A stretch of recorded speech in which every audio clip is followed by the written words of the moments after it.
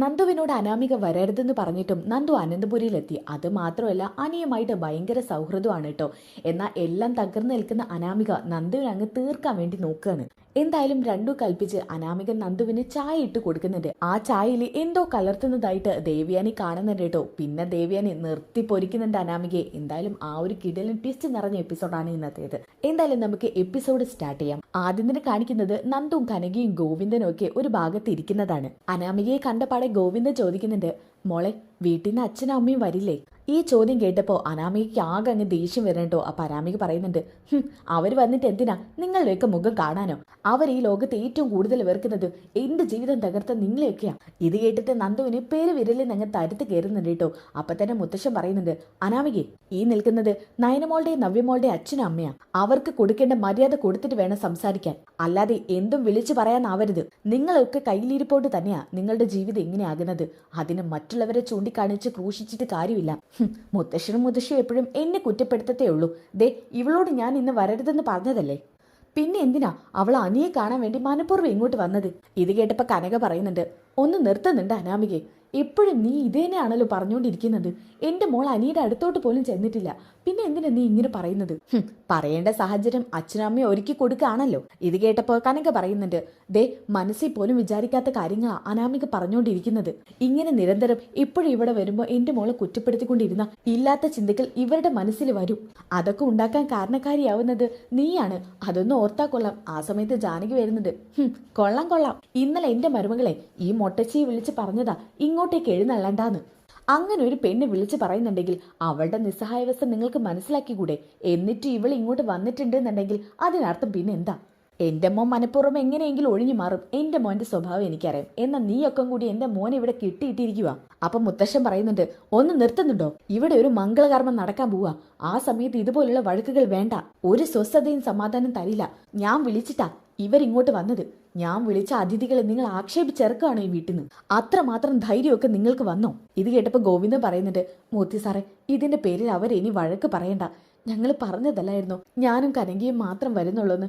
പിന്നെ മൂർത്തി സാറും അമ്മയും കൂടി വിളിച്ചിട്ടാ ഞാൻ മോളെ നിർബന്ധിച്ച് കൂട്ടിക്കൊണ്ട് വന്നത്. അല്ലാതെ മോള് കരുതുന്നത് പോലെ മോൾ അനിയെ കാണാൻ വേണ്ടി വന്നതല്ല ഇങ്ങോട്ട്. ഇനി മോൾക്ക് ഇഷ്ടമല്ലെങ്കിൽ ഞാൻ മോളെ ഇവിടുന്ന് പറഞ്ഞയച്ചേക്കാം. അതിന്റെ പേരിൽ ഈ ചടങ്ങ് ഇല്ലാതായി പോവരുത്. ഇത് കേട്ടപ്പോൾ മുത്തശ്ശൻ പറയുന്നുണ്ട്, ഗോവിന്ദ, നിങ്ങളുടെ നിസ്സഹായാവസ്ഥ എനിക്ക് മനസ്സിലാവും. പക്ഷേ നന്ദുമോളെ ഞാനാ നിങ്ങളോട് കൂട്ടിക്കൊണ്ടുവരാൻ പറഞ്ഞത്.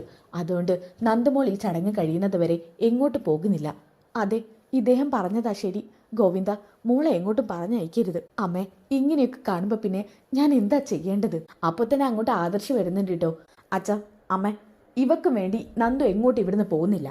അല്ലേനും ഇവൾ ഓരോന്ന് മനസ്സിൽ കരുതി മനക്കോട്ട കെട്ടുന്നുണ്ടെന്ന് കരുതിയിട്ട് അവളുടെ ഇഷ്ടത്തിനനുസരിച്ച് നമ്മൾ നിന്നു കൊടുക്കണം. നന്ദുവിന്റെ മനസ്സിൽ അങ്ങനെ തെറ്റായ ചിന്താഗതികളൊന്നുമില്ല. അങ്ങനത്തെ പക്ഷം നന്ദു ഇവിടുന്ന് പോവേണ്ട ആവശ്യമില്ല. ഇത് കേട്ട അനാമിക പറയുന്നുണ്ട്, ഓഹോ, അപ്പൊ നിങ്ങൾ ഇവർക്ക് വളം വെച്ചു കൊടുക്കുകയാണല്ലേ? ദേ അനാമികെ, മര്യാദയ്ക്ക് സംസാരിച്ചോളണം. നീയേ നിന്റെ വീട്ടിലെടുക്കുന്ന സംസാരം ഇവിടെ എടുക്കണ്ട. അതായത് ബെല്ലും ബ്രേക്കും ഇല്ലാത്ത എന്റെ അടുത്ത് സംസാരിക്കേണ്ടെന്ന്. പലതും സഹിക്കുന്നതും ക്ഷമിക്കുന്നതും എന്റെ അനിയന്റെ ജീവിതം ആലോചിച്ച് മാത്രമാണ് എന്ന് കരുതി അതങ്ങ് നീ മുതലെടുക്കരുത്. ഇത് കേട്ടപ്പോ അനാമികയ്ക്ക് ആകെ ദേഷ്യമാവണം കേട്ടോ. അവസാനം അവിടെ നിന്നിട്ട് ഒരു കാര്യമില്ലെന്ന് മനസ്സിലാക്കി അനാമിക ദേഷ്യപ്പെട്ട് അവിടെ നിന്ന് അങ്ങ് പോകുന്നുണ്ട്. അപ്പൊ കനക പറയുന്നുണ്ട്, എന്റെ മോൾ ഇവിടെ വന്നതുകൊണ്ടല്ലേ ഇത്രയും പ്രശ്നം ഉണ്ടായത്. സാറേ, മോൾ ഇവിടുന്ന് പൊക്കോട്ടെ. ആദർശ് പറയുന്നുണ്ട്, എന്താ അമ്മ ഈ പറയുന്നത്? അവളെ പേടിച്ചെന്തിനാ നന്ദു അനിയും വേർതിരിഞ്ഞ് നടക്കുന്നത്? അപ്പൊ മുത്തശ്ശൻ പറയുന്നുണ്ട്, അത് തന്നെയാ എനിക്കും പറയാനുള്ളത്. എനിക്ക് നന്ദുവിനെ ഇഷ്ടമാണെന്ന് അറിഞ്ഞിരുന്നെങ്കിൽ ഞാൻ എന്ന് ഈ കല്യാണം വേണ്ടാന്ന് വെച്ചിരുന്നു. ഇനി പറഞ്ഞിട്ടൊന്നും ഒരു കാര്യമില്ല. അതുകൊണ്ട് ഇനിയിപ്പോൾ ഇത് ഇങ്ങനെയൊക്കെ ആയേ പറ്റൂ. അപ്പൊ ആദർശ് പറയുന്നുണ്ട്, നന്ദു, നീ നിന്റെ ചേച്ചിമാരുടെ അടുത്ത് പോയി നിന്നോ. അനി ഇങ്ങോട്ട് വന്നാലും അവന്റെ അടുത്തോട്ട് മിണ്ടാനൊന്നും പോവണ്ട. അതാണല്ലോ അവളുടെ പ്രശ്നം. അപ്പൊ അത് നമ്മളായിട്ടുണ്ടാക്കണ്ട. ശരി. ഇതും പറഞ്ഞ് നന്ദു അവിടുന്ന് പോകുന്നുണ്ട് കേട്ടോ. ഓക്കെ, പിന്നെ അതൊക്കെ കഴിഞ്ഞിട്ട് കാണിക്കുന്നത് അനാമിക ദേഷ്യം പിടിച്ച് രേവതിക്ക് വിളിക്കുന്നതാണ് കേട്ടോ. പിന്നെ കാണിക്കുന്നത് അനാമികയുടെ വീടാണ്. രേവതി, രേവതി, നിന്റെ ഫോൺ കുറെ നേരമായിട്ട് റിങ് ചെയ്തോണ്ടിരിക്കുന്നു. ആരാന്ന് നോക്ക് മനുഷ്യ. അയ്യോ, ഇത് മോളാണ്. മോളോ? ഹോ, ഇനി അവിടെ എന്താണാവോ പ്രശ്നം? മറ്റവളുടെ 5-ാം മാസ ചടങ്ങ് നടക്കുന്നുണ്ടെന്നല്ലേ കേട്ടത്. നമുക്കും അവിടെ പോവായിരുന്നു. അവിടെ മിക്കവാറും എന്തെങ്കിലും പ്രശ്നം നടന്നു കാണും. ആ ഒരുമ്പെട്ടവൾ അങ്ങോട്ട് വന്നു കാണും, ആ നന്ദു. അതിന്റെ പേരിൽ എന്തെങ്കിലും പറയാൻ വിളിക്കുകയായിരിക്കും. എന്തായാലും നീ ഫോൺ എടുക്കേണ്ട രേവതി. ദേ വേണുവേട്ടാ, അവളെ കട്ടയ്ക്ക് സപ്പോർട്ട് ചെയ്യാൻ നിൽക്കണ്ട കേട്ടല്ലോ. ആ, അതെന്തെങ്കിലും ചെയ്യാം. രേവതി എങ്ങനെ ഫോൺ എടുക്കുന്നുണ്ട് കേട്ടോ. ആ, ഹലോ മോളെ. അമ്മ അച്ഛൻ എത്രയും പെട്ടെന്ന് ഇവിടെ എത്തിയേ മതിയാകൂ. എന്താ മോളെ അടുത്ത പ്രശ്നം? അവൾ വന്നിട്ടുണ്ട്, ആ മൊട്ടച്ചി നന്ദു. ഓഹോ, അപ്പൊ അവളുടെ ഉള്ളിലിപ്പ് നോക്കിയേ. മോള് പറഞ്ഞു വിലക്കിയിട്ടും അവള് വന്നല്ലേ? വന്നമ്മേ. അവക്ക് എങ്ങനെയെങ്കിലും നന്ദുവിനെ അടിച്ചു മാറ്റണം, അത് മാത്രം അവളുടെ ലക്ഷ്യം. അമ്മേ, അവരെല്ലാരും കൂടി എന്നെ ആക്ഷേപിച്ചു. അവൾ ഇവിടെ വന്നത് എന്തിനാന്ന് ചോദ്യം ചെയ്യാൻ പോയപ്പോ. അയ്യോ മോളെ, എന്നിട്ട് മോളൊന്നും പറഞ്ഞില്ലേ? എങ്ങനെ പറയാനാ? ആ കിളവനും കിളവിയും ജഡ്ജിമാരെ പോലെ അവിടെ ഇരിക്കല്ലേ. പിന്നെ അവരുടെ ഉത്തരവല്ലാതെ മറ്റെന്തെങ്കിലും അനുസരിക്കാൻ പറ്റുമോ?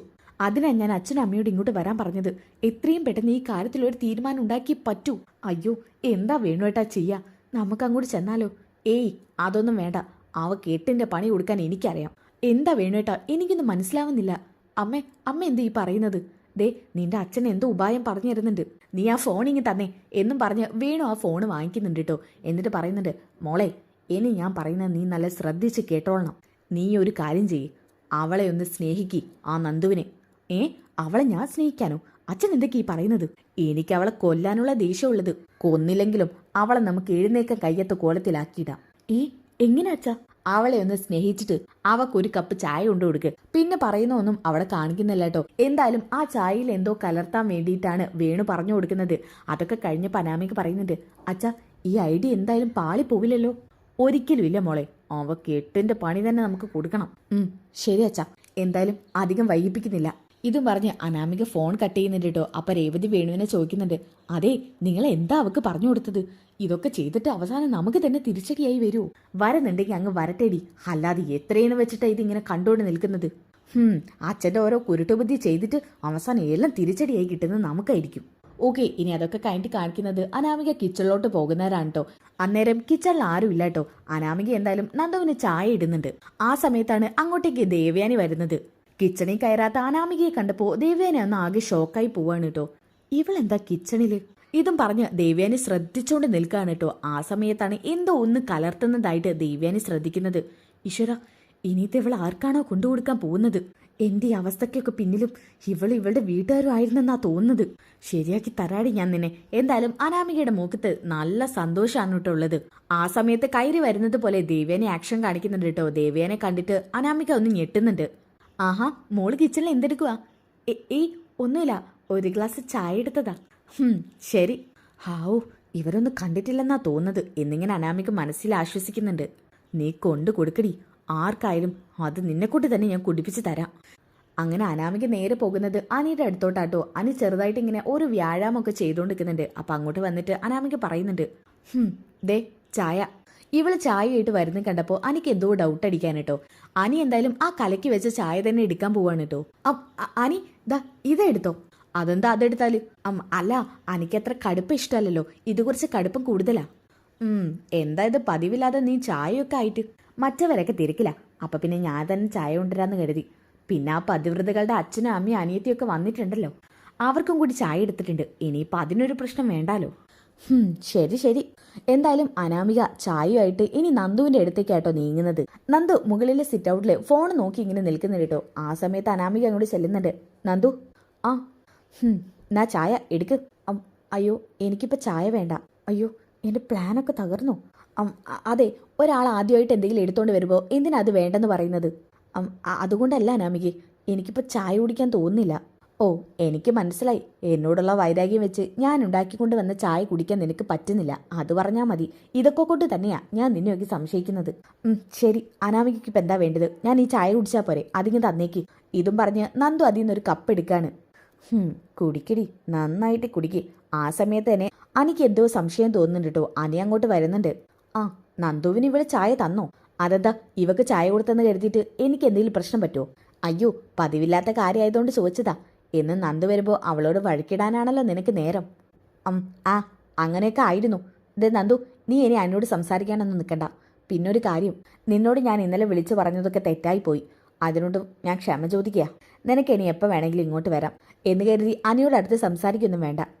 അപ്പം നന്ദു പറയുന്നുണ്ട്, ഞാനതിന് അങ്ങനെ സംസാരിക്കുന്നൊന്നുമില്ലല്ലോ. നീ ഇനി ഓരോന്ന് പറഞ്ഞു നിൽക്കണ്ട, ആ ചായ കുടിക്കാൻ നോക്ക്. അവൾ ഇങ്ങനെ ചായ കുടിക്കാൻ നിർബന്ധിക്കുന്ന കണ്ടപ്പോൾ എനിക്ക് എന്തൊക്കെയോ സംശയം തോന്നാണേ. കൃത്യസമയത്താണ് അങ്ങോട്ടേക്ക് ദേവയാനി വരുന്നത്. നന്ദു ആ ചായ കുടിക്കാൻ നിൽക്കുന്ന കണ്ടപ്പോൾ തന്നെ ദേവയാനി നന്ദുവിന്റെ കയ്യിൽ നിന്ന് ആ ചായ വാങ്ങിയിട്ട് ആ ചായ ഒഴിച്ച് കളയാണ് കേട്ടോ. അയ്യോ, വല്യം ഇതെന്ത് ചെയ്തത്? മിണ്ടരുത് നീ. പിന്നെ ഞാൻ എന്ത് ചെയ്യണമായിരുന്നു? നന്ദുമോൾ അത് കുടിക്കണമായിരുന്നു. എന്നിട്ട് ഞാൻ ഇത്രയും ദിവസം കഷ്ടപ്പെട്ടതുപോലെ ഈ നന്ദു കഷ്ടപ്പെടണം അല്ലേ? എന്തൊക്കെയാ വല്യമ്മ ഈ പറയുന്നത്? ഇപ്പൊ എനിക്ക് പല കാര്യത്തിനും സംശയമുണ്ട്. എന്നാലും ഞാൻ പറയുവാ, നീ എന്തിനാ ഈ ക്രൂരത ചെയ്യുന്നത്? അപ്പൊ അനി ചോദിക്കുന്നുണ്ട്, വല്യമ്മ എന്തൊക്കെയാ പറയുന്നത്? ഞങ്ങൾക്കൊന്നും മനസ്സിലാവുന്നില്ല. മനസ്സിലാവില്ല. ഇവളെ ആ ചായയിൽ എന്തോ കലർത്തിയിട്ടുണ്ട്. ശരിയാണ്, നന്ദുവിനോട് നിനക്ക് ദേഷ്യമുണ്ട്. ഇവര് പരസ്പരം സ്നേഹിച്ചവരാ എന്ന് കരുതി അനി തെറ്റായ വഴിയിലൂടെ പോയിട്ടില്ല. നന്ദുവും അതുപോലെ തന്നെ. പിന്നെ എന്തിനാ നന്ദു ഇങ്ങോട്ട് വന്നതിന്റെ പേരിലാണോ നീ നന്ദുവിനെ കൊല്ലാൻ നോക്കുന്നത്? അയ്യോ, എന്തൊക്കെയാ വല്യമ്മ ഈ പറയുന്നത്? അനി, നിന്റെ ഭാര്യ എന്തോ ഈ ചായയിൽ കലർത്തിയിട്ട് നന്ദുവിന് കൊടുത്തിട്ടുണ്ട്. ആ സമയം ആദർശൊക്കെ അങ്ങോട്ട് വരുന്നുണ്ട് കേട്ടോ. അമ്മേ, എന്താ അമ്മേ പ്രശ്നം? ആ സമയം അനി അനാമയുടെ കവളത്തിട്ട് ഒരെണ്ണം പൊട്ടിക്കുന്നുണ്ട് കേട്ടോ. എടാ അനി, നിനക്കത് പ്രാന്തായോ? ഏട്ടൻ മിണ്ടാതിരിക്ക്. ഇവൾ ചെയ്തത് കേട്ട് കഴിഞ്ഞാൽ ഏട്ടൻ ഇവളെ കൊല്ലും. ഓക്കെ, ഇനി ഏതായാലും നല്ല കിടലിന് ട്വിസ്റ്റുകൾ നിറഞ്ഞ എപ്പിസോഡുകളാണ് കേട്ടോ. ഇതിൻ്റെ ബാക്കി എന്താണെന്ന് അറിയണ്ടേ? അനാമികയ്ക്ക് നല്ല 8ന്റെ ശിക്ഷ തന്നെയാണ് മുത്തശ്ശൻ കൊടുക്കാൻ പോകുന്നത്. ആ ഒരു കിടലിന് എപ്പിസോഡുകൾക്കായിട്ട് ചാനൽ സബ്സ്ക്രൈബ് ചെയ്തേക്ക്, വീഡിയോക്ക് ലൈക്ക് ചെയ്തേക്കുക. അതോടൊപ്പം നെക്സ്റ്റ് എപ്പിസോഡിൽ നിന്ന് കമൻറ്റ് ചെയ്തേക്കുക. അപ്പോൾ അടുത്ത വീഡിയോയിൽ കാണുന്നവരേക്കും എല്ലാവർക്കും ബൈ ഗായ്സ്.